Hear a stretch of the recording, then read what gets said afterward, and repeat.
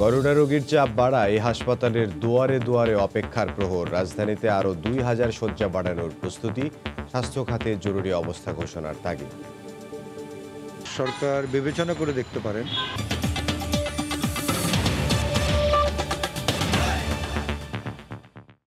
ভোরের সময় সঙ্গে আছে আমি ইমদাদুল হক। সংক্রমণের ঊর্ধ্বগতিতে বাড়ছে কোভিড-১৯ রোগীদের জন্য হাসপাতাল শয্যা। ডিএনসিসি মার্কেটকে কোভিড হাসপাতালে রূপ দেয়া সহ রাজধানীতে আরও প্রায় ২,০০০ শয্যা বাড়ানোর প্রস্তুতি চলছে বলে জানিয়েছে স্বাস্থ্য অধিদপ্তর। তবে এতেও রোগী সামাল দেয়া যাবে কিনা তা নিয়ে রয়েছে শঙ্কা।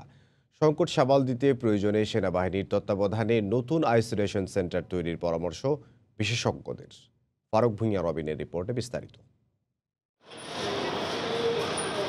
দ্রুতগতিতে কোভিড-১৯ সংক্রমণ ছড়ানোর ফলে হাসপাতালের দুয়ারে দুয়ারে অপেক্ষার প্রহর রোগী আর স্বজনদের। দেশে করোনা আক্রান্ত হয়ে এখনও সেরে না ওঠা ব্যক্তির সংখ্যা প্রায় ৮০,০০০, যাদের ৯৪% অর্থাৎ ৭৫,০০০ মানুষই চিকিৎসা নিচ্ছেন বাসায় থেকে। বাকি ৬% বা ৫,০০০ মানুষকে সেবা দিতেই হিমশিম খাচ্ছেন স্বাস্থ্যকর্মীরা। হাসপাতালগুলোতে এখন ঠাঁই নেই অবস্থা। সিট পাইতে আমি কয়েকটা হাসপাতাল ঘুরে এসে পরে জায়গায় পাইছি। রোগীর চাপ প্রচুর পরিমাণে, যা বলার বাইরে। এক বেডের পিছনে ২-৩ জন দাঁড়ায় আছে, এরকম কোনো সিট পাওয়া যাচ্ছে না, মানে সিট খুব রেয়ার। রোগীরা যদি আসে কাউকে সিট দেওয়া যাচ্ছে না। এই অবস্থায় কোভিড শয্যা বাড়ানো হচ্ছে রাজধানীর বেশ কিছু হাসপাতালে। সরকারি কোভিড হাসপাতালগুলোতে নতুন ১৭৪টি সহ সাধারণ শয্যা আছে ২,৫৫৫টি, আর নতুন ১১টি সহ আইসিইউ এখন ১২৮টি। যদিও রোগী চাপের বিপরীতে এটিও যথেষ্ট নয়। স্বাস্থ্য অধিদপ্তর বলছে অস্থায়ী ভিত্তিতে নতুন আরও কয়েকটি চিকিৎসা কেন্দ্র তৈরি সহ রাজধানীতে আরও প্রায় ২,০০০ শয্যা বাড়ানোর প্রস্তুতি চলছে। এটা উইদিন 7 ডেজের ভিতর সম্পন্ন হবে যদি সেন্ট্রাল লাইন এবং আইসিইউ কাজটা কমপ্লিট হয়। রোগী চাপ আরও বাড়ার শঙ্কা থাকায় স্বাস্থ্য খাতে জরুরি ব্যবস্থার তাগিদ বিশেষজ্ঞদের। পাশাপাশি সেনাবাহিনীর তত্ত্বাবধানে আপৎকালীন আইসোলেশন সেন্টার তৈরির পরামর্শ দিচ্ছেন অনেকে। আর্মিদের যেহেতু ওদের একটা ক্যাপাসিটি আছে, হাই ফ্লো অক্সিজেন দিতে পারে এরকম বেডওয়ালা যদি কিছু field hospital converting some vacant spaces like community centres, তাহলে একটা ইফেক্টিভ এডিশন হতো। সরকার বিবেচনা করে দেখতে পারেন স্বাস্থ্য জরুরি অবস্থা ঘোষণা। মানে হলো এই, অর্থ বরাদ্দ, এর জন্য লোকবল সংস্থান, যন্ত্রপাতি যা কিছু দরকার, এটা যেন জরুরি ভিত্তিতে স্বাস্থ্য বিভাগ সংগ্রহ করতে পারে। বিশেষজ্ঞরা বলছেন সবার আগে নিয়ন্ত্রণ করতে হবে সংক্রমণের ঊর্ধ্বগতি, নিশ্চিত করতে হবে প্রতিরোধমূলক ব্যবস্থা। ফারুক ভুঁইয়া রবিন, সময় সংবাদ, ঢাকা। করোনা সংক্রমণ বাড়ায় আবারও সেন্ট্রাল অক্সিজেন ব্যবস্থা সহ চট্টগ্রামে দ্বিতীয়বারের মতো শুরু হচ্ছে সিএমপি বিদ্যানন্দ ফিল্ড হাসপাতাল কার্যক্রম। ৭০ শয্যার এই হাসপাতালে বিদ্যানন্দকে সহায়তা করেছে চট্টগ্রাম মেট্রোপলিটন পুলিশ ও প্রিমিয়ার বিশ্ববিদ্যালয়। ফিল্ড হাসপাতাল দ্রুত তৈরি করতে কাজ করছেন ভলান্টিয়াররা। বিস্তারিত জানাচ্ছেন পার্থপ্রতিম বিশ্বাস। প্রতিদিনই চট্টগ্রামে বাড়ছে করোনা আক্রান্ত রোগীর সংখ্যা। হাসপাতালগুলোতে তিল ধারণের ঠাঁই নেই। আইসিইউ ও অক্সিজেন সেবা না পেয়ে অনেক রোগীকে প্রাণ হারাতে হচ্ছে। তাই করোনার দ্বিতীয় ঢেউ মোকাবেলায় পুনরায় ৭০ শয্যার ফিল্ড হাসপাতালের কার্যক্রম চালু করতে যাচ্ছে বিদ্যানন্দ। সেই সাথে থাকছে সেন্ট্রাল অক্সিজেন সিস্টেমও। বিশেষজ্ঞ চিকিৎসক সহ সার্বক্ষণিক ১০ জন ডাক্তার দায়িত্ব পালন করবেন। সেই সাথে ৮ জন নার্স ও ৪০ জন স্বেচ্ছাসেবক থাকবেন করোনা আক্রান্ত রোগীদের সেবা দিতে। আর বিদ্যানন্দকে সার্বিক সহায়তা করবে সিএমপি। আমরা আশা করতেছি এখানে করোনা রোগীরা আগের মতোই সেবা পাবে। আমাদের হাই ফ্লো ন্যাসাল ক্যানুলা আছে, সেন্ট্রাল অক্সিজেন লাইন থাকতেছে, সব ধরনের সুযোগ সুবিধা এখানে আছে, কিন্তু আইসিইউ থাকবে না।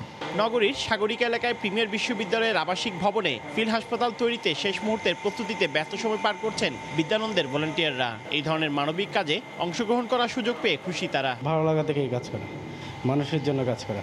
প্রথম দিকে পরিবার থেকে অবশ্যই টেনশন ছিল, যখন কাজ করতে করতে ইউজ টু পরিবার দেখতেছে খুব ভালো কাজ করতেছি, তো সেক্ষেত্রে পরিবার খুব ভালো সাপোর্ট দিচ্ছে। এদিকে করোনা আক্রান্ত রোগীদের সেবা দিতে সকল প্রস্তুতি সম্পন্ন হয়েছে বলে জানান চিকিৎসকরা। সবাই মানসিকভাবে প্রিপারেশন নিয়েই রাখছে যে মানুষের যারা করোনা রোগী আসবে তাদের সেবার ব্রত নিয়েই আমরা কাজ করবো আর কি। গত বছরের ১ জুলাই নগরীর পতেঙ্গ এলাকায় ১০০ শয্যার ফিল্ড হাসপাতাল চালু করেছিল সিএমপি বিদ্যানন্দ ফাউন্ডেশন। প্রথম করোনা সংক্রমণ শুরু হওয়ার পর চট্টগ্রামে বেশ কয়েকটি ফিল্ড হসপিটাল গড়ে উঠেছিল, কিন্তু সমন্বয়হীনতা ও অব্যবস্থাপনার কারণে তা টিকে থাকতে পারেনি। তবে দ্বিতীয় পর্যায়ে করোনা সংক্রমণ বাড়ার কারণে আবারও ফিল্ড হসপিটাল চালু করতে যাচ্ছে বিদ্যানন্দ। সেক্ষেত্রে চট্টগ্রামবাসী এই হসপিটাল থেকে পর্যাপ্ত সেবা পাবে এই প্রত্যাশা সকলের। সিএমপি বিদ্যানন্দ ফিল্ড হাসপাতাল থেকে পার্থপ্রতিম বিশ্বাস, সময় সংবাদ। পার্বত্য জেলার রাঙামাটির স্বাস্থ্য সেবা জেনারেল হাসপাতাল ঘিরে গড়ে উঠলেও এখানে নেই অক্সিজেন, আইসিইউ সহ আধুনিক চিকিৎসার বিভিন্ন সরঞ্জাম। 1 বছর আগে করোনা সংক্রমণের শুরুতে জেলায় অক্সিজেন ও আইসিইউ সহ বিভিন্ন স্বাস্থ্যসেবার উদ্যোগ গ্রহণ করা হলেও সেগুলো আলোর মুখ দেখেনি। তবে শিগগিরই এ ব্যাপারে উদ্যোগ নেওয়ার কথা জানায় স্বাস্থ্য বিভাগ। আর একটি করোনা ইউনিট স্থাপনের কথা জানায় জেলা পরিষদ। রাঙামাটি থেকে হেফাজত সবুজের তথ্য ও ছবি নিয়ে রিপোর্ট। দুর্গম পাহাড়ি অঞ্চলে উন্নত চিকিৎসার জন্য 1984 সালে রাঙামাটি জেনারেল হাসপাতাল প্রতিষ্ঠিত হয়। শুরুতে হাসপাতালটি 50 শয্যার জন্য নির্মাণ করা হলেও বর্তমানে একই জনবল ও সুবিধা নিয়ে 100 শয্যার সেবা দিচ্ছে। গত বছর করোনা সংক্রমণের পর রাঙামাটি হাসপাতালের চিকিৎসার দৈন্যতার চিত্র ফুটে ওঠে। হাসপাতালে প্রাথমিক চিকিৎসা ছাড়া জটিল রোগের চিকিৎসা সেবা দেওয়ার মতো নেই কোনো ব্যবস্থা। করোনা আক্রান্ত রোগীদের জন্য হাইফ্লো অক্সিজেন প্রয়োজন হলেও এখানে নেই সেন্ট্রাল অক্সিজেন প্লান্ট, আইসিইউ, ভেন্টিলেটরের মাধ্যমে চিকিৎসা দেওয়ার সরঞ্জাম। গত বছর করোনা রোগীদের চিকিৎসার জন্য জেলা পরিষদ থেকে সেন্ট্রাল অক্সিজেন প্লান্ট তৈরির জন্য 50 লাখ টাকা বরাদ্দের পর টেন্ডার হলেও কাজ শুরু হয়নি। অনেকটা আল্লাহর উপর ভরসা করে আমরা বসবাস করছি। এখানে স্বাস্থ্য সেবা বলতে আসলে তেমন কিছুই নেই। সাপোর্টগুলো না থাকার কারণে আমরা আসলে স্বাস্থ্য সেবা নিয়ে শঙ্কিত। স্বাস্থ্য খাতের এই বেহাল দশায় হতাশ জেলার বিশিষ্টজনরা। অক্সিজেনই আমাদের এখানে এখনো সার্ভ করার মতো কোনো ব্যবস্থা গড়ে উঠে নেই গত 1 বছরে। এর চেয়ে দুঃখজনক বিষয় আর কি হতে পারে? আইসিইউ নেই, সেন্ট্রাল অক্সিজেন সিস্টেম নাই, তাহলে পার্বত্য উন্নয়নের কথা বলে যে লক্ষ কোটি টাকা বরাদ্দ হয় সেগুলো কোথায় যায়? তবে সিভিল সার্জন জানান সেন্ট্রাল অক্সিজেন প্ল্যান্টের কাজটি শুরু হবে শীঘ্রই। স্পেকট্রা নামক একটা প্রতিষ্ঠান আছে, ওনারা এই সপ্তাহে কাজ আবার পুনরায় শুরু করবেন। এদিকে জেলা পরিষদের উদ্যোগে করোনা ইউনিটের কাজ শুরুর কথা জানান পরিষদের চেয়ারম্যান। 50 লক্ষ টাকা দিয়ে আমরা একটা কোভিড ইউনিট খুলছি, যেটা বিল্ডিং এর কনস্ট্রাকশন কাজ অচিরেই শুরু হয়েছে। পার্বত্য এই জেলায় প্রায় 6 লাখ মানুষের বসবাস। সময় সংবাদ, রাঙামাটি। করোনার দ্বিতীয় ঢেউয়ে আক্রান্তের বেশিরভাগের সংক্রমিত হচ্ছে ফুসফুস। অল্প সময়ের মধ্যেই সিটি স্ক্যান কিংবা এক্স-রেতে অনেক ক্ষেত্রে মিলছে 40 থেকে 50% ড্যামেজ। হয়তো এমন দৃশ্যই এই অতিমারি মোকাবিলায় সাহস যোগায়। ভয়াবহতা জেনে বুঝেও শক্ত হাতে আপনজনকে ধরে রাখতেই প্রতিদিন আক্রান্ত বাড়লেও লড়াই করে যাচ্ছে বাংলাদেশ। রাজধানীর কুর্মিটোলা জেনারেল হাসপাতালে বেড়া বাড়ার সঙ্গে সঙ্গে বাড়তে থাকে রোগীর চাপ। পুরুষ রোগীর সিট খালি থাকলেও মহিলা ওয়ার্ডে আছে শয্যা সংকট। তাই তুলনামূলক খারাপ রোগী আগে ভর্তি নিচ্ছেন তারা। বিভিন্ন টেস্ট করছে, তাতে করোনা ধরা পড়ছে, শ্বাস প্রশ্বাসের সমস্যা ছিল। সিট খালি নেই, এটা বলতেছে যে অপেক্ষা করেন, দেখি কি করা যায়। মহিলা পেশেন্ট ভর্তি দিতে পারছি না, পুরুষ পেশেন্ট কিছু বেড ফাঁকা আছে। তবে এই দফায় আক্রান্ত অধিকাংশই আসছে শ্বাসকষ্ট নিয়ে। টেস্ট রিপোর্টে আসছে ফুসফুসে ড্যামেজ। সিটি স্ক্যান করা হয়েছে, টেস্ট করা হয়েছে, কোভিড কনফার্ম হয়ে গেছে, হ্যাঁ, এবং 50% লাংসে অ্যাকশন হয়েছে। 10% 15% এরকম লাংস ড্যামেজ পাওয়া যাচ্ছে। কিন্তু এখন দেখা যাচ্ছে 20 বছর থেকে শুরু করে 14 বছরের থেকে শুরু করে, ঠিক আছে, সব ধরনের, এখন বোঝার উপায় নাই, সবারই শ্বাসকষ্ট হচ্ছে। চিকিৎসকরা বলছেন নতুন স্ট্রেন্থ খুব দ্রুতই ফুসফুসকে আক্রান্ত করছে, তাই দরকার অক্সিজেন। সেক্ষেত্রে শ্বাসকষ্টের অবহেলা আনতে পারে বড় বিপদ। দেখা যাচ্ছে যে এবারে যে স্ট্রেনটা, এটাতে দ্রুত পেশেন্ট খারাপ হয়ে যাচ্ছে, স্যাচুরেশনটা ফল করছে দ্রুত। এদেশে এখন পর্যন্ত করোনার মৃত্যু 9000 ছাড়িয়েছে। রাশেদ লিমন, সময় সংবাদ, ঢাকা। বসন্ত মানেই নানা রঙের ফুলের সমারোহ।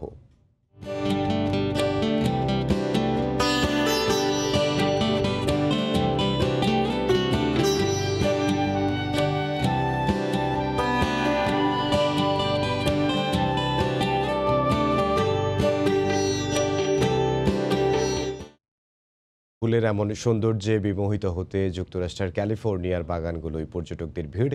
এ নিয়ে রিপোর্ট থাকছে সংবাদের শেষাংশে। করোনার দ্বিতীয় সংক্রমণ রোধে সরকারের 7 দিনের কর্মসূচি লকডাউন নয়, কঠোর বিধি নিষেধ, একথা জানিয়েছেন মন্ত্রিপরিষদ সচিব। সোমবার সকালে মন্ত্রিপরিষদ বৈঠকের পর ব্রিফিংয়ে তথ্য জানিয়ে তিনি বলেন, লকডাউনের বিষয়ে সিদ্ধান্ত হবে বৃহস্পতিবার। বিশ্লেষকরা বলছেন, অর্থনীতি বাঁচাতেই ভিন্ন পথে হাঁটছে সরকার। দেবাশিস রায় জানাচ্ছেন বিস্তারিত। দেশে 29 মার্চের পর থেকে লাফিয়ে বাড়ছে করোনা মহামারীর সংক্রমণ। পরিস্থিতি নিয়ন্ত্রণে গেল ৩ এপ্রিল সকালে সড়ক পরিবহন ও সেতুমন্ত্রী ওবায়দুল কাদের জানান, লকডাউনে যাচ্ছে দেশ। সংক্রমণ রোধে এই পদ্ধতি অনুসরণ করা হচ্ছে বলে জানিয়েছিলেন জনপ্রশাসন প্রতিমন্ত্রীও। আগামী সোমবার থেকে 1 সপ্তাহ সারা বাংলাদেশে লকডাউনের সিদ্ধান্ত নিয়েছে সরকার। 2-3 দিনের মধ্যেই সারা দেশে লকডাউনের সিদ্ধান্ত দিতে যাচ্ছে 1 সপ্তাহের জন্য। এর পরদিন রোববার যে প্রজ্ঞাপন জারি করা হয় 7 দিনের, সেখানে কাগজে কলমে লকডাউনের পরিবর্তে সরকার 11 দফা জারি করে নিষেধাজ্ঞা দিয়ে। সেই নির্দেশনায় দেশে সবকিছু প্রায় স্তব্ধ করার কথা থাকলেও 7 দিনের কর্মসূচির প্রথম দিনে রাজপথে ছিল না বিধিনিষেধের ছিটে ফোঁটাও। করোনা পরিস্থিতি নিয়ে দেশবাসীর এমন উদাসীনতার মধ্যেই নীতি নির্ধারণী পর্যায়ের একজন পদস্থ কর্মকর্তা জানালেন, 7 দিন লকডাউন নয়, দেশে বিধিনিষেধ আরোপ করা হয়েছে। নিষেধাজ্ঞা বলছি, কিন্তু আমরা লকডাউন ঠিক বলি নাই। যতটুকু দরকার অফিস চালানোর জন্য ততটুকু থাকবে। সোমবার মন্ত্রিপরিষদ বৈঠকের পর সচিবালয়ে ব্রিফিংয়ে মন্ত্রিপরিষদ সচিব বলেন, বৃহস্পতিবার পরবর্তী সিদ্ধান্ত নেবে সরকার। দেখি আমরা আর 7 দিন পরে কি অবস্থা হয়, আমরা বৃহস্পতিবার আবার রিভিউ করব ইনশাল্লাহ। তবে অর্থনীতি বিশ্লেষকরা বলছেন, লকডাউনে স্বাস্থ্য ঝুঁকি কিছুটা কমানো গেলেও বিপুল পরিমাণে বেড়ে যায় আর্থিক ঝুঁকি। লকডাউন দীর্ঘায়িত না করে বরং স্বাস্থ্যবিধি সর্বত্র মানার ব্যাপারে কঠোর এবং সুনির্দিষ্ট দিক নির্দেশনা আসা এবং সেটার কঠোর বাস্তবায়ন হওয়া। নিম্ন আয়ের জনগোষ্ঠীকে করোনার উচ্চ সংক্রমণ থেকে রক্ষার পাশাপাশি অর্থনীতির চাকা সচল রাখতে সরকারকে কার্যকর পন্থা খুঁজে বের করার তাগিদ দিচ্ছেন বিশ্লেষকরা। দেবাশিস রায়, সময় সংবাদ, ঢাকা। সীমিত পরিসরে মার্কেট ও শপিং মল খোলা রাখার দাবিতে রাজধানীর নিউ মার্কেট এলাকায় দ্বিতীয় দিনের মতো বিক্ষোভ করেছেন ব্যবসায়ীরা। তারা বলেন, রমজানের ঈদ সামনে রেখে ব্যবসা করতে না পারলে পথে বসতে হতে পারে। লকডাউন, দোকানপাট সব বন্ধ, কিন্তু নিজ নিজ ব্যবসা প্রতিষ্ঠানের সামনে হাজির ব্যবসায়ীরা। নিউ মার্কেট, গাউসিয়া সহ বেশ কয়েকটি মার্কেটের সামনের রাস্তায় জড়ো হন তারা। দাবি একটাই, শিল্প কারখানা আর অফিস আদালতের মতো স্বাস্থ্যবিধি বাধ্যতামূলক করে নির্দিষ্ট সময়ের জন্য খুলে দেয়া হোক মার্কেট ও শপিং মল। ক্ষতিগ্রস্তর জন্যই আমরা বসতেছি যে স্বাস্থ্যবিধি মেনে সরকার যে প্রজ্ঞাপন দিবে তারা সেই জিনিসটা আমরা মেনেই আমরা দোকানপাট খুলতে চাই। সরকারকে বিনীতভাবে আমরা অনুরোধ করছি, আমাদেরকে সীমিত সময়ের জন্য হলেও আমাদেরকে এই মার্কেটটা খোলা দেয়। রমজানে হলে আমরা মোটামুটি একটু কাটাই উঠতে পারি, সেই রমজানও যদি এবার না পাই তো পার্টিদের সাথে আমাদের মনে ব্যবসা করার মতো আর কোনো সুযোগ থাকবে না। দোকান মালিক সমিতির দাবি, এবারও রমজানে ব্যবসা করতে না পারলে কর্মচারীদের বেতন দেয়াই দায় হয়ে যাবে। স্বাস্থ্যবিধি মেনে দিনের কিছু সময়ের জন্য হলেও বেচাকেনার অনুমতি চান তারা। এই মাসটাকে আমরা মূল মাস হিসেবে ধরে নিই। সেই ক্ষেত্রে যদি এই মাসে আমরা ব্যবসা পরিচালনা করতে না পারি, সেই ক্ষেত্রে আমরা কিন্তু কর্মচারীদের বেতন বোনাস আমরা কিছুই দিতে পারবো না। পুলিশ বাধা দিলেও তারা সড়কে অবস্থান নিয়ে বিক্ষোভ করেন। তাদের যে দাবি দেওয়ার বিষয়টা আমরা আমাদের ঊর্ধ্বতন কর্তৃপক্ষকে জানিয়েছি। এখন পরবর্তীতে যে নির্দেশনা আসে সেই নির্দেশনা অনুযায়ী আমরা আবার আমাদের কার্যক্রম বাস্তবায়ন করব। অফিস খোলা রেখে গণপরিবহন বন্ধ ঘোষণা, সেই সুযোগে সড়ক জুড়ে বিকল্প পরিবহনের ছড়াছড়ি। সব মিলিয়ে সরকার ঘোষিত লকডাউনের প্রথম দিনে অনেকটাই স্বাভাবিক ছিল নগর জুড়ে গাড়ি চলাচল। ছিল ট্রাফিক পুলিশের ব্যস্ততাও, কিন্তু চোখে পড়েনি লকডাউন কিংবা মানুষের অবাধ চলাচল নিয়ন্ত্রণে সংশ্লিষ্ট কর্তৃপক্ষের তেমন কোনো উদ্যোগ। লকডাউনে সরকার ঘোষিত নির্দেশনার কঠোর সমালোচনা করেছেন কাজের প্রয়োজনে বাইরে বের হওয়া সাধারণ মানুষ। লকডাউনের প্রথম দিন, উদ্দেশ্য করোনার সংক্রমণ রোধে মানুষের অবাধ চলাচল রুখে দেয়া। কিন্তু পণ্য পরিবহনের জন্য ব্যবহৃত এই যানটিতে মানুষের হুমড়ি খেয়ে পড়া আঙুল তোলে সরকারের লকডাউনের লক্ষ্য ও উদ্দেশ্যের দিকেই। সোমবার সকাল থেকে রাজধানীর গুরুত্বপূর্ণ সড়কের মোড়গুলোতে ছিল গাড়ির জটলা। সেই জট কখনো কখনো রূপ নিয়েছে গাড়ির দীর্ঘ সারিতে। স্বাভাবিক দিনের মতোই যান নিয়ন্ত্রণে হিমশিম খেতে হয় ট্রাফিক পুলিশকেও। যার ব্যক্তিগত গাড়িগুলো আছে ওইখান থেকে তুলনামূলকভাবে গাড়িগুলো বেশি বের হয়েছে। এখন তারা একদিকে অফিসে খোলা রাখছে, গাড়িগুলো বন্ধ, কিন্তু মানুষ কর্মক্ষেত্রের কারণে তার বাসা থেকে বের হতে হচ্ছে। এখন পেটের তাগিদে ভাই রাস্তায় বের হয়েছে, 3 দিন ধরে বের হয়নি, বাসায় কিচ্ছু নাই। এদিকে লকডাউন বাস্তবায়নে সংশ্লিষ্ট কর্তৃপক্ষের জোর কোনো তৎপরতা যে ছিল না তার প্রমাণ নগরে চলা কিছু গণপরিবহন। সরকারের প্রজ্ঞাপনে গণপরিবহন চলাচল সম্পূর্ণ নিষিদ্ধ ঘোষণা করা হলেও চোখ ফাঁকি দিয়ে চলতে দেখা গেছে অনেককেই। আমাদের মালিকেরা কিন্তু ঠিকই প্রাইভেট কারে অফিস করতেছে, আমাদের উপর অত্যাচার করতেছে। এটা তো লকডাউন মনে হচ্ছে না, সবকিছু আগের মতো স্বাভাবিকই মনে হচ্ছে না। আমাকে আলাদা পরিবহন দেয়নি। আজকে তো গণপরিবহন বন্ধ, আপনি তো গাড়ি বের করলেন। গাড়ি আমারটা ডিস্টার্ব, আমার গাড়ি গ্যারেজ করবো দেখে আমি গাড়ি নিয়ে আসছি। তবে রাজধানীর শাহবাগে র্যাবের পক্ষ থেকে বসে একটি ভ্রাম্যমাণ আদালত। মাস্ক ব্যবহার নিশ্চিত করা সহ বিনা প্রয়োজনে বাইরে বের হওয়া মানুষদের বিরুদ্ধে ব্যবস্থা নিতে দেখা গেছে তাদের। লকডাউনে বলা হয়েছে অতি প্রয়োজন ছাড়া কেউ কিন্তু বাসার বাইরে না আসার জন্য বলা হয়েছে। এদিকে রাজধানীর অন্যতম বাস টার্মিনাল গাবতলী থেকে কোনো বাস ছেড়ে না গেলেও সকালে দেশের বিভিন্ন জেলা থেকে যাত্রী নিয়ে ঢাকায় ফিরেছে অনেক দূরপাল্লার বাস। ক্রমবর্ধমান করোনার সংক্রমণ রোধে সরকারের নেওয়া পদক্ষেপের বিষয়ে কারো কোনো দ্বিমত না থাকলেও নির্দেশনার কিছু কিছু অংশ মানুষকে ভোগান্তিতে ফেলেছে কথা অস্বীকার করার উপায় নেই।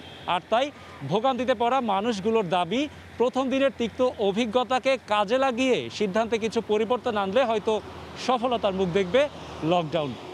রাশেদ বাপ্পি, সময় সংবাদ, ঢাকা। আগামী 8 এপ্রিল থেকে দেশে করোনার দ্বিতীয় ডোজের টিকা দেয়া শুরু হবে। এজন্য ভারত থেকে ভ্যাকসিন প্রাপ্তিতে কোনো সমস্যা হবে না বলে জানিয়েছেন মন্ত্রিপরিষদ সচিব। ভার্চুয়াল মাধ্যমে মন্ত্রিসভার বৈঠকের পর সোমবার দুপুরে সচিবালয়ে ব্রিফিংয়ে এ তথ্য জানান তিনি। রমজানে অফিসের নতুন সময় সকাল 9টা থেকে বিকেল 3:30 পর্যন্ত নির্ধারণ করা হয়। সীমিত সরকারি বেসরকারি অফিস, প্রশাসনিক কার্যক্রমের প্রাণকেন্দ্র সচিবালয় সীমিত আকারে অফিস করছেন বিভিন্ন মন্ত্রণালয়ের কর্মকর্তা কর্মচারীরা। সংক্রমণ রোধে সরকার ঘোষিত 7 দিনের কঠোর কর্মসূচির প্রথম দিনে এখানে অনুষ্ঠিত হল মন্ত্রিসভার বৈঠক। সোমবার বেলা 10:30টায় শুরু হওয়া এই বৈঠকে অনলাইনে সভাপতিত্ব করেন প্রধানমন্ত্রী শেখ হাসিনা। সচিবালয় থেকে যুক্ত ছিলেন মন্ত্রিসভার সীমিত সংখ্যক সদস্য। বৈঠকে গুরুত্ব পায় লকডাউন কঠোরভাবে প্রয়োগ করার বিষয়টি। লকডাউনের ব্যাপারে সরকারের পক্ষ থেকে পরিপূর্ণভাবে নির্দেশনা দেওয়া হয়েছে, আমরা সকলে মেনে চলি, সেই নির্দেশনা ছিল। এটা কোনো গণপরিবহন না, অফিসের পক্ষ থেকে এটি চুক্তিবদ্ধ হয়ে তাদের শুধুমাত্র কর্মকর্তাদের আনা নেওয়ার জন্য সেটা ব্যবহার হচ্ছে। আইন বহির্ভূতভাবে যদি ছেড়ে থাকে তাহলে তাদের বিরুদ্ধে আইনানুগ ব্যবস্থা নেওয়া হবে। পরে সাংবাদিকদের ব্রিফিংয়ে মন্ত্রিপরিষদ সচিব জানান 8 এপ্রিল শুরু হবে দ্বিতীয় ডোজের টিকা দেয়া। রমজানে অফিস শুরুর সময়ও নির্ধারণ করা হয়েছে সভায়। রমজানের সময় 9টা থেকে 3:30, তার মধ্যে 1:15 থেকে 1:30 পর্যন্ত নামাজের বিরতি। হাসপাতাল, রাষ্ট্রায়ত্ত শিল্প, কলকারখানা, জরুরি যারা আছে তারা নিজেদেরটা সময় নিজেরা কমফোর্টেবল করে নেবে। 8 তারিখ থেকে যে সেকেন্ড ডোজ শুরু হওয়ার কথা এটা যথারীতি চলবে। এছাড়া সভায় খেতাবপ্রাপ্ত মুক্তিযোদ্ধা ও তাদের পরিবারের সদস্যদের উৎসব ভাতা দেওয়ার প্রস্তাবে অনুমোদন দিয়েছে সরকার। ইহসান জুয়েল, সময় সংবাদ, ঢাকা। মসজিদে ইফতার ও সেহরি না করা সহ করোনার ঊর্ধ্বগতি ঠেকাতে 10টি নির্দেশনা দিয়েছে ধর্ম মন্ত্রণালয়। সোমবার ধর্ম মন্ত্রণালয়ের উপসচিব মোহাম্মদ শাখাওয়াত হোসেন স্বাক্ষরিত এই বিজ্ঞপ্তিতে বলা হয়, সরকারের 18 দফা নির্দেশনার সঙ্গে করোনা স্বাস্থ্যবিধি মেনে মুসল্লিদের মসজিদে জামায়াতে নামাজ আদায় করতে হবে।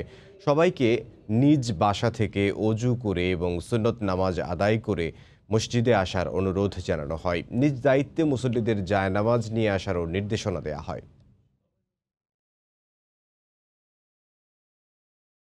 ভোরের সময় আরও থাকছে, কালবৈশাখী ঝড় ও খরায় রাজশাহীর বাগানগুলোতে ঝরে পড়েছে বহু আমের গুটি।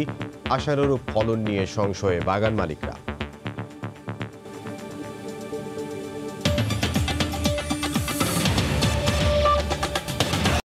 হেফাজত নেতার নৈতিক অবনমনের বিষয়ে প্রধানমন্ত্রীর দেয়া বক্তব্য তথ্য নির্ভর বলে মন্তব্য করেছেন আওয়ামী লীগ সাধারণ সম্পাদক ওবায়দুল কাদের। সোমবার সকালে সরকারি বাসভবনে ভার্চুয়াল ব্রিফিংয়ে তিনি বলেন, যারা পেছন থেকে উগ্র সাম্প্রদায়িক গোষ্ঠীকে উস্কানি দিচ্ছে ও অর্থায়ন করছে তাদের মুখোশও উন্মোচন করা হবে।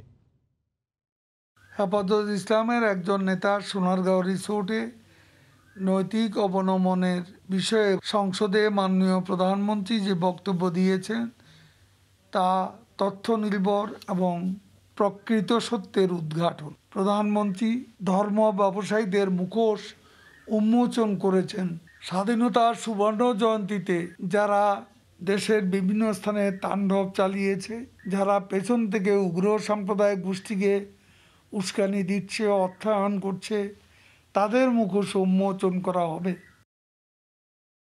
প্রকাশক ও গণমাধ্যম চাইছে বলেই লকডাউনেও বইমেলা চলছে বলে দায় চাপালেন বাংলা একাডেমির মহাপরিচালক। বললেন, মেলায় পাঠকের অংশগ্রহণ গুরুত্বপূর্ণ নয়, তারা না চাইলে আসবেন না। প্রকাশকরা আসবেন না, যদি মনে করেন ঝুঁকি আসবেন না, আমি অবশ্যই তাদের জোর করবো না যে আসুন, বলছিলেন বাংলা একাডেমির মহাপরিচালক হাবিবুল্লাহ সিরাজি। প্রশ্ন ছিল, লকডাউনের মাঝেও কেন চলছে বইমেলা? পাঠকরা কি ঝুঁকির ভিতরে পড়ে, জনগণ কি ঝুঁকির ভিতরে পড়ে, আপনাকে আমার শেখান লাগবে না, আপনি আমাকে শেখাবেন না। এই কারণে কালকে রাত 4টা থেকে শুরু করে মাওয়াঘাটের এত লোকের ভিড়, এই কোনো ফেরি পারাপার হতে পারছে না। এই তো লকডাউন। বইমেলার দুপুর, মেলার প্রধান ফটকে 10 মিনিট ঠাঁই দাঁড়িয়ে সময় সংবাদ। প্রবেশকারী 4 জনের 3 জনই বিক্রয়কর্মী, অন্যজন গণমাধ্যম কর্মী। এই হলো করোনা লকডাউনের 21শে গ্রন্থমেলা। লকডাউনে বিনা প্রয়োজনে বাইরে বেরোলেই রয়েছে শাস্তির খড়গ, তাই শূন্য মেলায় হঠাৎই দেখা মেলে পাঠকের। 21শে বই মেলা উইথ লকডাউন ফ্লেভার, তো এই জন্য উপভোগ করতে আসলাম। নিরিবিলি ঘোরার জন্য এই বই মেলা ঠিক আছে। মেলা চালু রাখতে গণমাধ্যমের দায় কতটুকু? মহাপরিচালকের দাবির মুখে তাদের বক্তব্যই বাকি। সবকিছু মিলিয়ে না এই বইমেলাটা একটা প্রশ্নবোধক বইমেলা থেকে যাবে আসলে সবার কাছে। প্রকাশকরা বলছেন বাংলা একাডেমির খামখেয়ালের কারণে ক্ষতির মুখে পড়েছেন তারা। প্রকাশকদেরকে একটা ফালিয়ে রাখলো যে আপনারা মেলা করলে করেন, মেলা তো করতে দিয়েছি আপনাদেরকে, কে নিবে আমাদের এই দায়ভারটা? এদিকে রোববার রাতের কালবৈশাখী ঝড়ে ক্ষতির মুখে পড়ে অনেক স্টল, ভিজে যায় অসংখ্য বই। ফয়সাল মোর্শেদ, সময় সংবাদ, ঢাকা। পাইকারি বাজার থেকে খুচরা বাজারে বস্তা খেজুর বিক্রি হচ্ছে প্রায় দ্বিগুণ দামে। মাঝারি থেকে ভালো মানের খেজুরও দুই বাজারের দামের পার্থক্য 200 টাকা পর্যন্ত। পাইকারি বিক্রেতারা বলছেন এবার বেশি খেজুর আমদানি হয়েছে, তাই দাম বাড়ার কোনো সুযোগ নেই। এদিকে দিন দিন জনপ্রিয় হয়ে উঠেছে অনলাইনে খেজুর কেনা বেচা। টিসিবিও প্রস্তুতি নিচ্ছে ন্যায্য মূল্যে খেজুর বিক্রির। সানবির রূপল জানাচ্ছেন বিস্তারিত। খেজুর খাওয়া সুন্নত, ধর্মীয় এই রীতিতে টানা 1 মাসের রোজার ইফতারে প্রতিটি ঘরে খেজুর অন্যতম অনুষঙ্গ। বাড়তি চাহিদা সামাল দিতে তাই আগে ভাগেই প্রস্তুতি নিতে হয় আমদানিকারকদের। রোজার 1 মাসেই সারা দেশে খেজুরের সর্বোচ্চ চাহিদা 40,000 মেট্রিক টন। তবে এবার ইরাক, মিশর সহ আরব দেশগুলো থেকে অন্তত 50,000 মেট্রিক টন খেজুর এসেছে। এবছর লকডাউন নাই, একটু বেশি যাচ্ছে। দাবাস, নাগাল, আলবারাকা, তারপর খালাস, বস্তা খেজুরটাই বেশি চলে। মরিয়ম 5 কেজি কার্টন হইতেছে আপনার যে 2400 টাকা। আম্বার 4 কেজি একটা আছে 1700 টাকা। তারপর ম্যাট জুয়েল আছে হাই কোয়ালিটি, এটা আপনার 4200 টাকা। বাদামতলীর পাইকারি বাজার থেকে সারা দেশের খুচরা ব্যবসায়ীরা খেজুর কেনেন। না, মশলার ব্যবসা, এটা রমজান উপলক্ষে বিক্রি করি। এখানে আপনার আর কি কার্টন নিলে আর কি কমে পাওয়া যায়। 2 সপ্তাহ আগে নিয়েছিলাম আপনার 1650 করে, এখানে খুচরা বিক্রি করতে গেলে দেখা যায় 750, 800 করে কেজি বিক্রি হচ্ছে। তবে পাইকারি বাজারের 50 টাকা দরের বস্তা খেজুর খুচরা বাজারে এসে বিক্রি হচ্ছে প্রায় দ্বিগুণ দামে। এটা 600 টাকা কেজি কিনছে, এটা হচ্ছে মরিয়ম খেজুর আর কি। ওনারা তো বলে কমছে, কিন্তু প্রায় সময় আসলে আবার মনে করেন যে একটু বেশি দেওয়া কিনা লাগে। আজও খেজুরটা আপনার 80 টাকা কম পাইছি, ওখানে 520 টাকা কেজি, আর এখানে 750 টাকা চাইলো।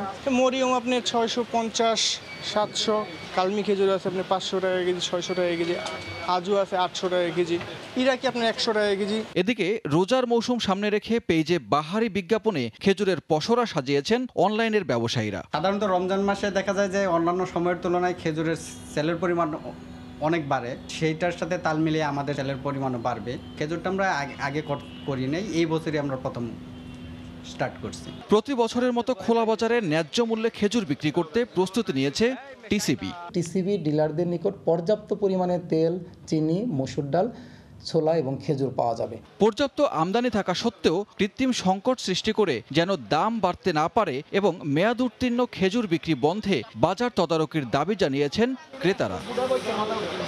সানবির রূপল, সময় সংবাদ, ঢাকা। দেশের বিভিন্ন জেলায় কালবৈশাখী ঝড় ও প্রচণ্ড গরমে নষ্ট হয়ে গেছে হাজার হাজার হেক্টর জমির বোরো ধান। কিশোরগঞ্জেই 26,000 হেক্টর জমির ফসল নষ্ট হওয়ায় মাথায় হাত কৃষকের। ক্ষতি পুষিয়ে নিতে সরকারি সাহায্যের দাবি জানিয়েছেন তারা। অবশ্য কৃষকদের স্বল্প সুদে ঋণ দেয়া সহ পরামর্শ দেবার কথা জানায় কৃষি বিভাগ। জেলা প্রতিনিধিদের পাঠানো তথ্য ও ছবি নিয়ে রিপোর্ট। একদিন আগেও মাঠের সবুজ ধানের সতেজতা দেখে বাড়ি গেছেন কিশোরগঞ্জের ইটনা হাওরের কৃষক আলাউদ্দিন। কিন্তু সোমবার সকালে জমিতে গিয়ে দেখেন সবুজ স্বপ্ন ধূসরে রূপ নিয়েছে। শুধু আলাউদ্দিনই নয়, তার মতো আরও অনেক কৃষকেরই জমির ধান কালবৈশাখী ঝড় ও তীব্র গরম আবহাওয়ায় নষ্ট হয়ে গেছে। ঋণের টাকায় ফসল বুনে এখন লোকসানে তারা। 70 কাঠা ক্ষেত করছি, আপনার গিয়ে রাইতে পানি টানি দিয়ে গেছি বালা, আমার বেনে তো আই দিয়ে সব সাদা, সব পুড়ে গেছে গা। আমরা 100 টাকা ধান নেওয়ার মতো ক্ষমতা নাই। কৃষি বিভাগের তথ্য মতে জেলার ১৩টি উপজেলায় ২৫,৮৯৫ হেক্টর জমির ধান নষ্ট হয়ে গেছে। ক্ষতির পরিমাণ আরও বাড়তে পারে বলে ধারণা কৃষি কর্মকর্তার। সরকারকে অবহিত করলে সরকার যদি ক্ষতিপূরণ দিতে চায়, পুনর্বাসন করতে চায়, নিঃসন্দেহে হয়তোবা এটা বিবেচনা নিতে পারে। নেত্রকোনাতেও ঝড় ও গরম আবহাওয়ায় কয়েকটি হাওরের ধান নষ্ট হয়ে গেছে। কৃষকরা জানান, রোববার সন্ধ্যার ঝড়ের পর রাতে প্রচণ্ড গরমে মোহনগঞ্জ, মদন, খালিয়াজুড়ি, বারোহাট্টা সহ কয়েকটি এলাকার সবুজ ধানে চিটা পড়ে। এখন আমরা কি করি? আমরা তো নিরুপায়, আমরা কি করি এখন? আমার নিজের চোখে দেখা অনেকে ক্ষেতের পাশে কান্নাকাটি করতেছে। কৃষি বিভাগের তথ্য মতে এবছর জেলায় ১,৮৪,৯৮৩ হেক্টর জমিতে বোরো ধানের আবাদ হয়েছে। তার মধ্যে ক্ষতিগ্রস্ত হয়েছে ১৪,৪২০ হেক্টর জমির ধান। ফাহরিয়া ফারজানা, সময় সংবাদ। কালবৈশাখী ঝড় ও খরার কারণে রাজশাহী অঞ্চলের বাগানগুলোতে বহু আমের গুটি ঝরে পড়েছে। আম বাগান মালিকরা গাছের গোড়ায় পানি ও কীটনাশক প্রয়োগ করে গুটি ঝরে পড়া রোধে কাজ করছেন। এতে আমের আশানুরূপ ফলন নিয়ে সংশয়ে আছেন বাগান মালিকরা। বিস্তারিত সাইফুর রহমান রকির রিপোর্টে। রোববার রাজশাহী অঞ্চলের উপর দিয়ে বয়ে যায় কালবৈশাখী ঝড়। এতে অনেক বাগানে ঝরে পড়েছে আমের গুটি, এছাড়া ভেঙে পড়েছে গাছের ডালপালা। এমনিতেই খরার কারণে বাগানগুলোতে আমের গুটি ঝরে পড়ছে, তার ওপর কালবৈশাখী ঝড়ে আমবাগান মালিকরা ক্ষতিগ্রস্ত হওয়ায় ভালো ফলন নিয়ে সংশয়ে আছেন তারা। শুকনা ঝড়ের জন্য সব আম ম্যাক্সিমাম 50% আম ঝরে গেছে। গুটিও প্রচুর পরিমাণ ছিল, কিন্তু এই যে অতিরিক্ত তাপের কারণে আর এই যে শুকনা ঝড় হওয়ার কারণে ধরেন কি যে 50% আম নষ্ট হয়ে গেছে। গাছে মুকুল আসার পর থেকে এখন পর্যন্ত বৃষ্টিপাত না হয় আম বাগানগুলোর বাড়তি যত্ন নিচ্ছেন মালিকরা। অনেকে পোকার আক্রমণ ও গুটি ঝরে পড়া ঠেকাতে গাছে কীটনাশক প্রয়োগ করছেন। আমগুলা গুটি গুটি হচ্ছে, এর জন্য বীজ দেওয়া লাগছে। জাপ পোকা এবং হপার পোকা যে না লাগে এর জন্য থেকে আমরা সুস্থ ভাগো এবং আমরা যে পরিচর্যা করছি, বীজ দিচ্ছি। পানি দিলে যে গাছের গোড়ার রসটা পায় যেন বুঠাটা শক্ত হয়। এ অবস্থায় বাগান মালিকদের নানা পরামর্শ দিচ্ছেন এই ফল গবেষক। কৃষক ভাইদের আমরা বলি যে আক্রান্ত ফল গাছে থাক অথবা মাটিতে থাক, এটা সংগ্রহ করে মাটির নিচে পুঁতে ফেলতে হবে এবং সাইফামেথ্রিন গ্রুপের কীটনাশক একটি স্প্রে দিলেই এই পোকার আক্রমণ সম্পূর্ণ রোধ হবে।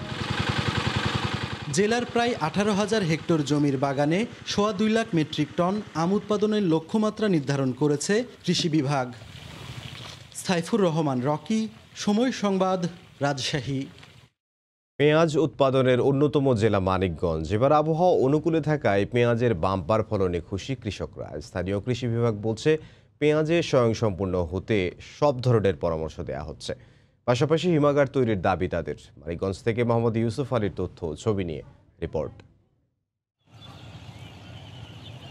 কাকডাকা ভোর থেকে চলছে মানিকগঞ্জের সিংগাইর, হরিরামপুর, শিবালয় ও ঘিওর উপজেলার জমি থেকে পেঁয়াজ ঘরে তোলার উৎসব। বৃষ্টির কারণে নষ্ট হওয়ার আশঙ্কায় পেঁয়াজ তোলায় ব্যস্ত কৃষক। অধিক লাভের আশায় একই সাথে মরিচ ও পেঁয়াজ চাষ করেছেন অনেকে। তাহেরপুরি, ফরিদপুরি কিং ও সোনালী জাতের পেঁয়াজ চাষই মানিকগঞ্জে বেশি। বাম্পার ফলন হওয়ায় খুশি তারা। তবে সংরক্ষণের জন্য হিমাগার না থাকায় নষ্ট হওয়ার আশঙ্কায় অল্প সময় কম দামে পেঁয়াজ বিক্রি করতে হয় বলে দাবি কৃষকদের। সরকার অনেক তদারকি করছে, এজন্য আমরা অনেক ফলন ভালো পাইছি। আমাদের ফলনের পরে যে আমরা সংরক্ষণ করব, সেই সংরক্ষণটা আমরা ঠিক মতো করতে পারতেছি না। এখানে হিমাগার নাই, যার কারণে আমরা পেঁয়াজটা বেশি দিন আমরা ঘরে রাখতে পারি না। আমরা চাই আমাদের দেশি পণ্য দিয়ে যাতে দেশে চাহিদা মেটানো যায়, বাহির থেকে যেন আমদানি না হয়। পেঁয়াজ তোলা, কাটা ও শুকানো কাজে পুরুষের পাশাপাশি ব্যস্ত পরিবারের নারীরাও। পেঁয়াজ ঘরে তোলা, তারপর চকে যায় পুরুষদের সাথে পেঁয়াজ উঠান, আমরা এগুলো সব মহিলারা করি বাড়ি। এখন এই পেঁয়াজ উঠানো হয়, পুরুষরা চকে কাজ করে, তাদের পাশে আমরা যতটুকু পারি সাহায্য করতে। কৃষি বিভাগ বলছে, পেঁয়াজ স্বয়ংসম্পূর্ণ করতে কাজ করছে তারা। সরকার যদি এরকম কিছু করে যে পেঁয়াজগুলো হিমাগারে রাখা যায়, তাহলে আমার কৃষকরা অনেক উপকৃত হবে। কৃষকরা অনেক লাভবান হবে বলে আমি মনে করছি। কৃষি বিভাগের তথ্য মতে জেলায় প্রায় 6,000 হেক্টর জমিতে 1 লাখ মেট্রিক টন পেঁয়াজ উৎপাদনের লক্ষ্যমাত্রা রয়েছে। সময় সংবাদ, মানিকগঞ্জ। মুন্সিগঞ্জের হাটবাজারে সরবরাহ ভালো থাকায় লকডাউনেও সবজির দাম রয়েছে সহনীয় পর্যায়ে। সে খবর জানাতে শহরের প্রধান সড়কের সবজির হাটে আছেন সহকর্মী নাসিরউদ্দিন উজ্জ্বল। সরাসরি যাব তার কাছে। ইমদাদ, এই লকডাউনের মধ্যে কিন্তু উপচে পড়া ভিড় এবং আমরা লক্ষ্য করছি অনেকে কিন্তু মাস্ক ছাড়া এখানে এসেছেন এই সবজি কেনার জন্য এবং অনেক বিক্রেতা কিন্তু মাস্ক ব্যবহার করছেন না এবং এইভাবে কিন্তু এই ভোর থেকে হাট ডাকে সবজি কেনাবেচা হচ্ছে এবং 2 শতাধিক কৃষক সরাসরি তারা এই সবজির হাটে নানা রকমের সবজির পসরা সাজিয়েছেন এবং এখানে সরাসরি কৃষক যে সবজিগুলো নিয়ে আসেন তার মধ্যে বৈচিত্র্য হচ্ছে যে তারা সেখানে জৈব সারে এবং কীটনাশক বিহীন তারা এই সবজি উৎপাদন করেন এবং এই বিষমুক্ত সবজি এই প্রতিদিন ভোরে এই হাটে নিয়ে আসেন। ফজরের পরপরই কিন্তু এই শহরের প্রধান যে রাস্তা সেই রাস্তা জুড়ে কিন্তু এই হাট বসে এবং এই সবজির হাটের কারণে এই রাস্তাটি কিন্তু বন্ধ হয়ে যায় এবং লোকজন চলাচল করার জন্য কিন্তু পাশে যে বিকল্প আরেকটি সড়ক আছে বঙ্গবন্ধু শেখ মুজিব সড়ক সেখান দিয়ে চলাচল করছে এবং এখানে এই আমরা দেখছি যে টমেটো যে নিয়ে এসছেন এখানে পাইকারি 5 টাকা কেজি দরে টমেটো বিক্রি করছেন। এখানে আলু বিক্রি হচ্ছে কিন্তু 13 টাকা কেজি দরে এবং এখানে পেঁয়াজ যে চাষ করেন তারা সরাসরি এখানে পেঁয়াজ নিয়ে এসছেন পাইকারি দরে তারা 34 টাকা কেজি দরে বিক্রি করছেন। লাউ বিক্রি হচ্ছে 20 টাকা প্রতি পিস এবং শসা 30 টাকা কেজি, উচ্ছা 40 টাকা, মিষ্টি কুমড়া গড়ে প্রতিটি 30 টাকা করে বিক্রি হচ্ছে। লতি যে কচুর লতি সেগুলো বিক্রি হচ্ছে 40 টাকা কেজি দরে, পুঁই শাক 70 টাকা কেজি দরে এবং এখানকার যে ঝিঙ্গা আছে সেটা কিন্তু 50 টাকা কেজি দরে বিক্রি হচ্ছে। কাঁচামরিচ বিক্রি হচ্ছে 40 টাকা কেজি দরে। লেবু স্থানীয়ভাবে যেগুলো পাওয়া যাচ্ছে সেগুলো কিন্তু প্রতি পিস 4 টাকা করে বিক্রি হচ্ছে। সিম পাওয়া যাচ্ছে, সিমের দামও কিন্তু 40 টাকা এবং স্থানীয়ভাবে গিমা শাক তুলে নিয়ে এসছেন কৃষক, সেই গিমা শাক বিক্রি হচ্ছে 15 টাকা কেজি দরে। লাল শাক কিন্তু কিছু কিছু পাওয়া যাচ্ছে সেটা 20 টাকা কেজি বিক্রি করছেন এবং এখানে যে পাট চাষ হচ্ছে সেখানে কিন্তু পাট পাতা নিয়ে আসছেন, সেই পাট আমরা দেখছি যে আটি বেঁধে বিক্রি করছেন, তো এতে কেজি পড়ছে প্রায় 25 টাকা এবং এখানে সাজনা যে নতুন একটি নতুন নয় পুরনো এই সবজিটি কিন্তু তেমন পাওয়া যায় না, এবার আমরা বাজারে দেখলাম যে সেটি 70 টাকা কেজি দরে বিক্রি করা হচ্ছে এবং পাতাকপি বাজারে পাওয়া যাচ্ছে, সেই পাতাকপি কিন্তু 15 থেকে 20 টাকায় বিক্রি হচ্ছে। তো এই মুন্সিগঞ্জে যে আমাদের এই সবজির যে হাটের কথা আমরা বলছিলাম যে সেখানে শৌখিন অনেক ক্রেতা আছেন, যে শৌখিন ক্রেতারা সকালবেলা প্রাতঃ ভ্রমণে বেরিয়ে এখান থেকে এই ফ্রেশ সবজি নিয়ে তারা বাড়ি ফেরেন এবং এখানে বিভিন্ন অঞ্চল থেকে পাইকাররা আসেন। এই পাইকাররা কিন্তু এখানে পাইকারি এই সবজি কিনে পাশেই তারা বিক্রি করেন, একটু পরেই যখন নাকি মূল বাজার বসবে সেখানে কেজি প্রতি কিন্তু 10 থেকে 30 টাকা পর্যন্ত বাড়িয়ে দেওয়া হয়। এই ছিল মুন্সিগঞ্জের এই সবজি হাটের সর্বশেষ। ইমদাদ, মুন্সিগঞ্জ থেকে সবজি বাজারের খবর আমাদেরকে জানাচ্ছিলেন সহকর্মী নাসির উদ্দিন উজ্জ্বল।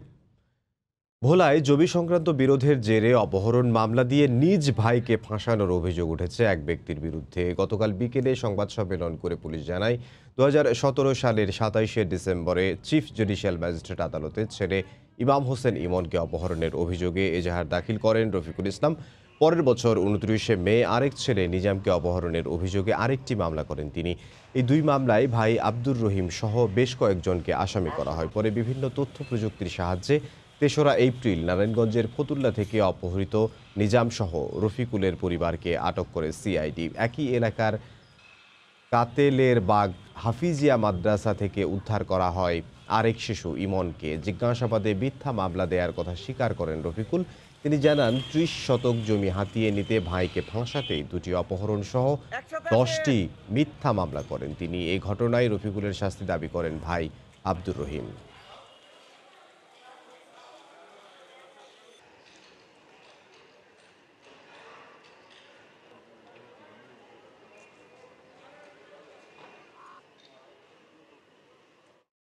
আমার এই মিথ্যা অপবাদ দিয়ে যে মামলা মকদ্দমা দিয়ে মনে করেন আমার আর্থিক সহায়তা মনে করেন ধ্বংস করছে। আমি এটার বিচার চাই। তারা স্বীকার করছে যে তার চাচা এবং অন্যান্য প্রতিপক্ষকে ফাঁসানোর জন্য তার পিতা তাদের দুজনকে সরাই রেখে পরপর 2টা মিথ্যা অপহরণ মামলা করছে। তাদের যে মিথ্যা মামলা করার কারণে তার বিরুদ্ধে আইনানুগ ব্যবস্থা গ্রহণ করা হয়। দেশীয় মাছের কেনা বেচায় হাঁক ডাকে সরব মাদারীপুরের পাইকারি বাজার। সরবরাহ ভালো থাকায় দামও ক্রেতাদের নাগালে। এ বিষয়ে বিস্তারিত জানাতে পুরান বাজার মাছের আড়তে আছেন সহকর্মী সঞ্জয় কর্মকার অভিজিৎ। যাব তার কাছে।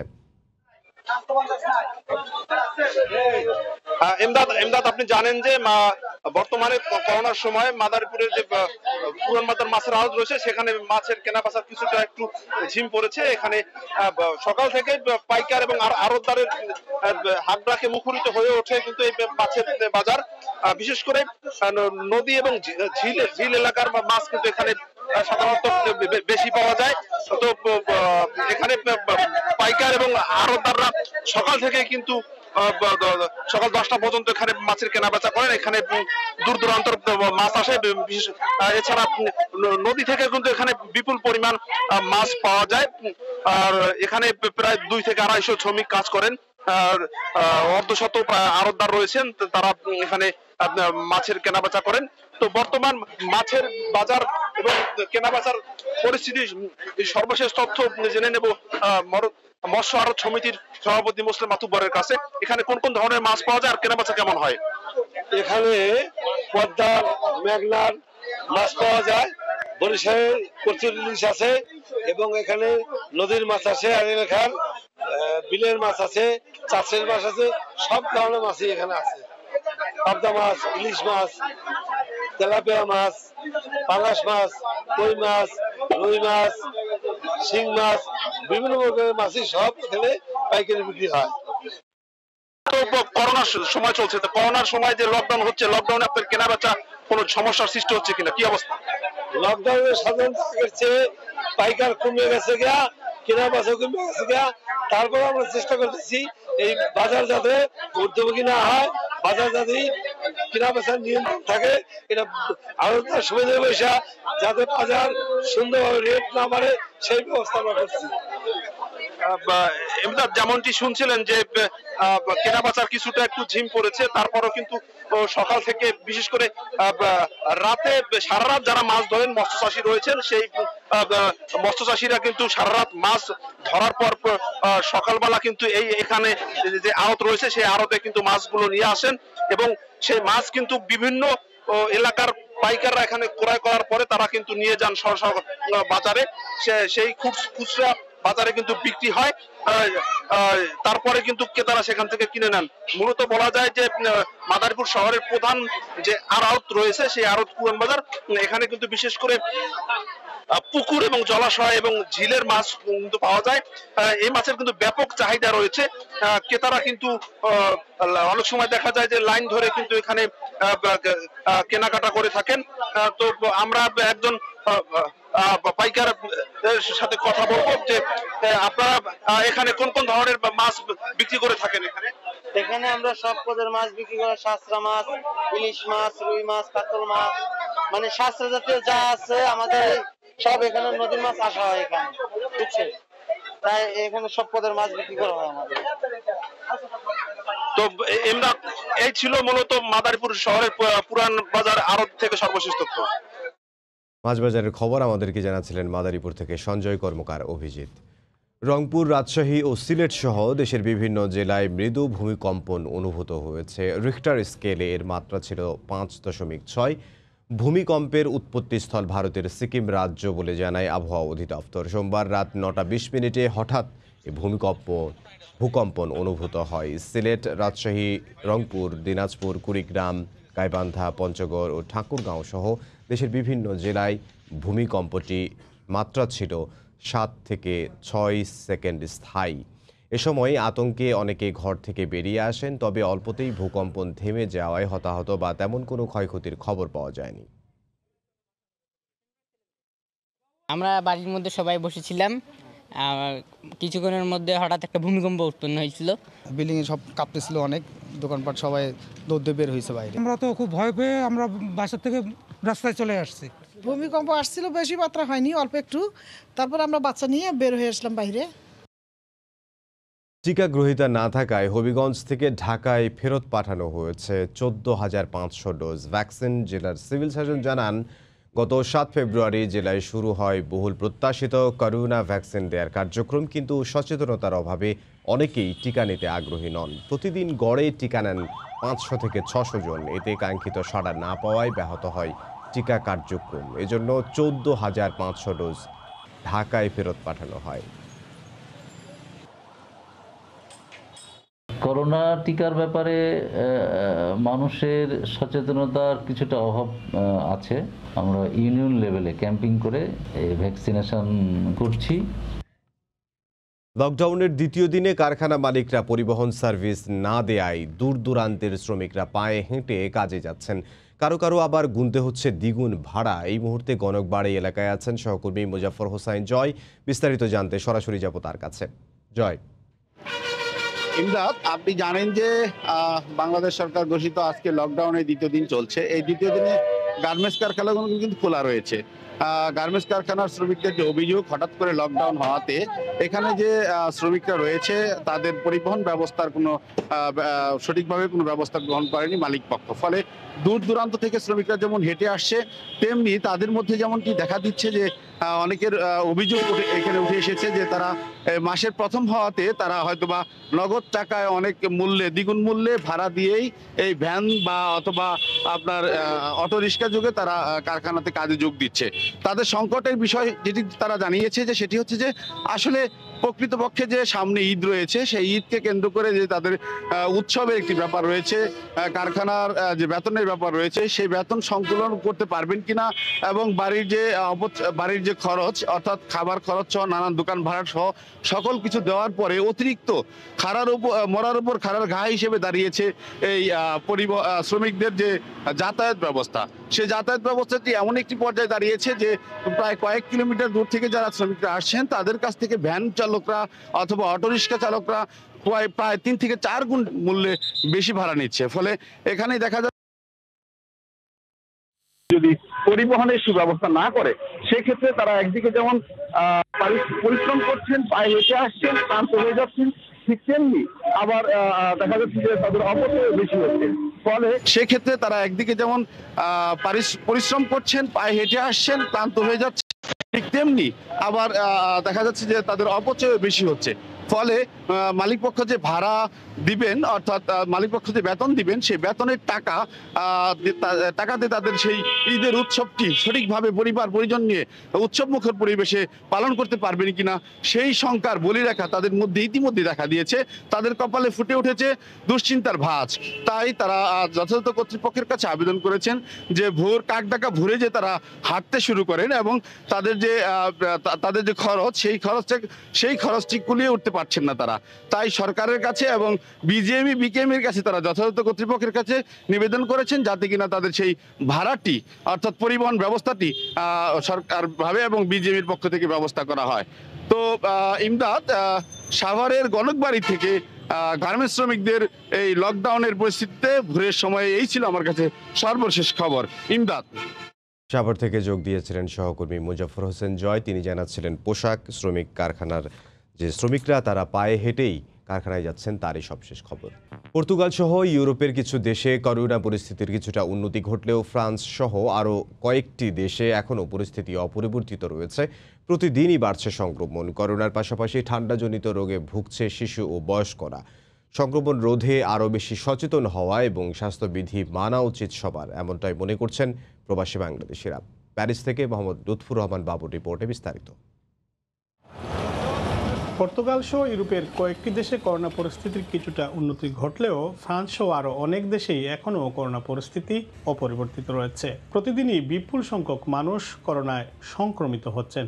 তবে এখন শুধু করোনাই নয়, ঠান্ডা আবহাওয়া বিরাজ করায় জ্বর সর্দি সহ বিভিন্ন অসুখে ভুগছেন সাধারণ মানুষজন।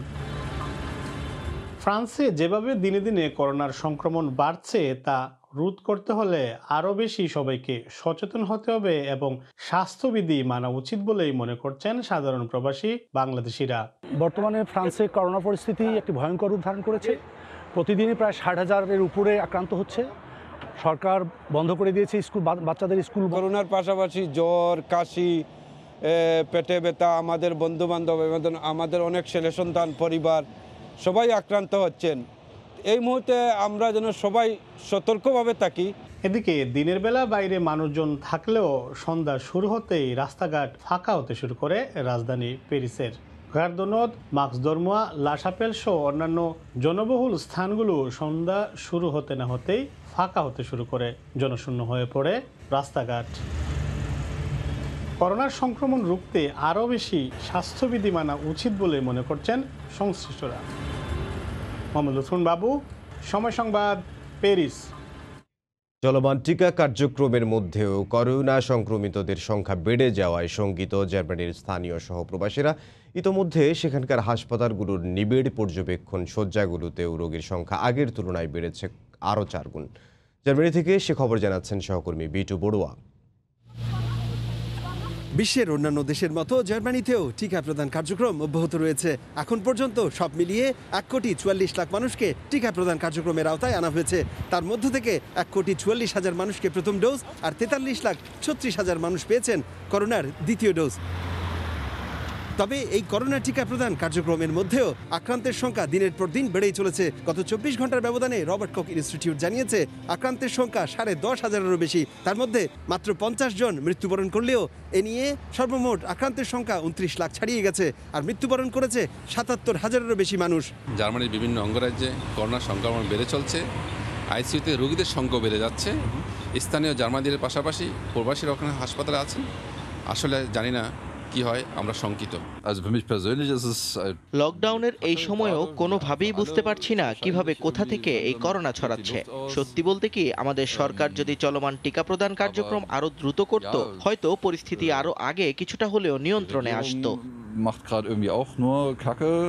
এদিকে জার্মানি জুড়ে ব্রাজিল, ব্রিটেন এবং দক্ষিণ আফ্রিকার করোনার সংক্রমণ বেড়ে যাওয়ায় হাসপাতালগুলোর নিবিড় পর্যবেক্ষণ শয্যাগুলোতে অপ্রতুলতা দেখা দিয়েছে।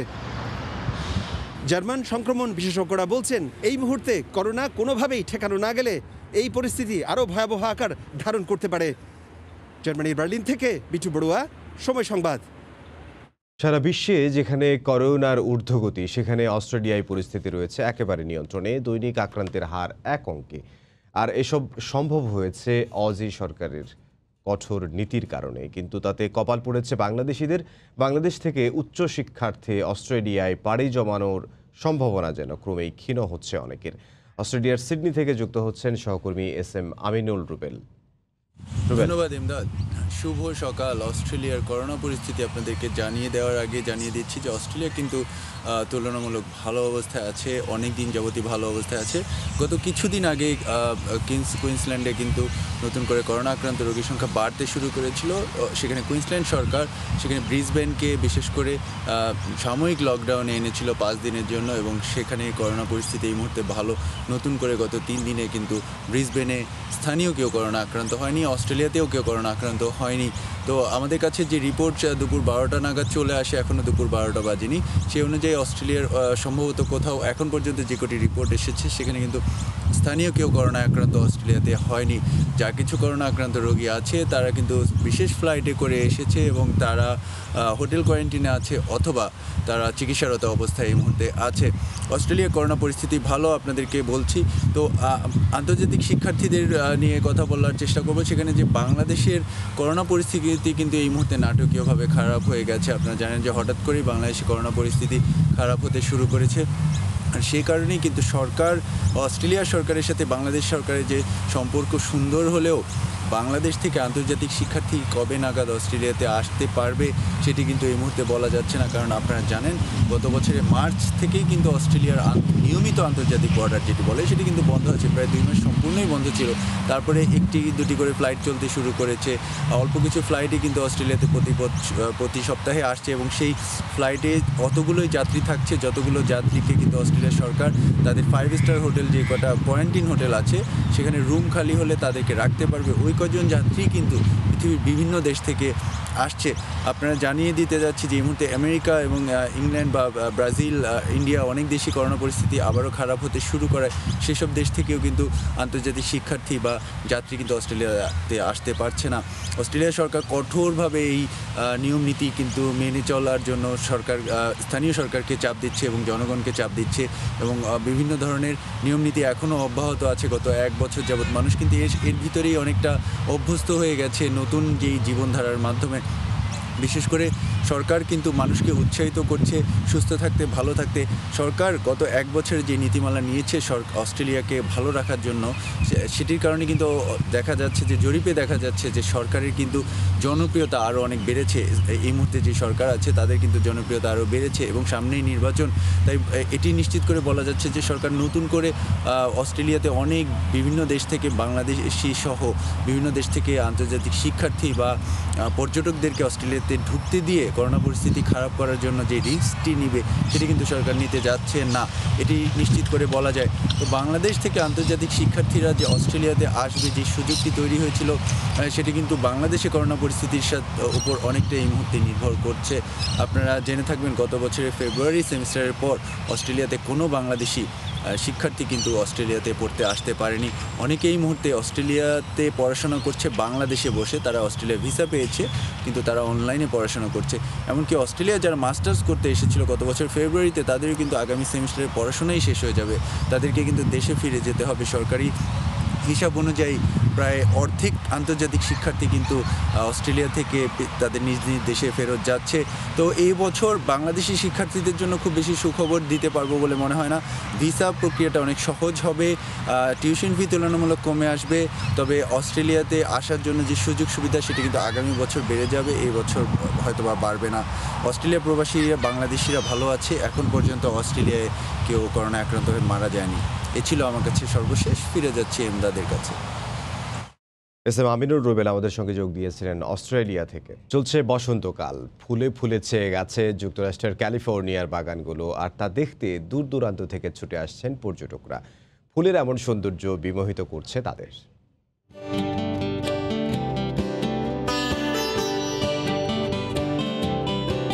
এ যেন এক ফুলের রাজ্য, যেদিকে চোখ যায় শুধু ফুল আর ফুল।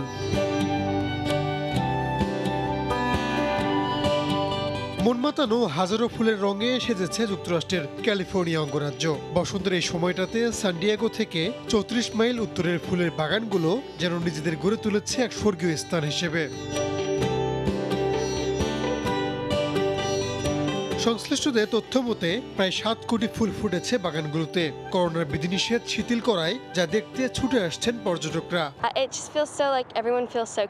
এর আগে এমন জায়গা আমি কোথাও দেখিনি। এটা সত্যিই অনেক সুন্দর। অনেক বছর ধরেই আসবো করে আসা হচ্ছিল না, কিন্তু এবার সেই ইচ্ছা পূরণ হয়েছে।